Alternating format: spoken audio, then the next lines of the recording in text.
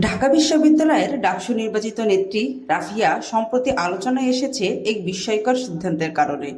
মাত্র 1 মাস আগে তিনি ছিলেন একটি নিরপেক্ষ রাজনৈতিক অবস্থানে, কিন্তু এখন শোনা যাচ্ছে তিনি শিবিরের আদর্শে আকৃষ্ট হয়েছেন।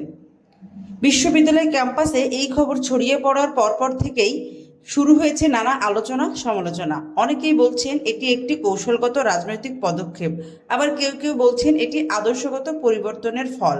রাফিয়া নিজেই জানিয়েছেন ডাকসুর মেয়াদ শেষ হওয়ার পর তিনি ছাত্রী সংস্থায় যোগ দেওয়ার বিষয়টি বিবেচনা করছেন, তবে এখনো আনুষ্ঠানিক ঘোষণা আসে নাই। বিশ্লেষকরা বলছেন ছাত্র রাজনীতিতে এমন হঠাৎ আদর্শ পরিবর্তন বিরল নয়, তবে রাফিয়ার মতো এমন জনপ্রিয় নেত্রীর ক্ষেত্রে এটি বিশেষভাবে নজর কাড়া।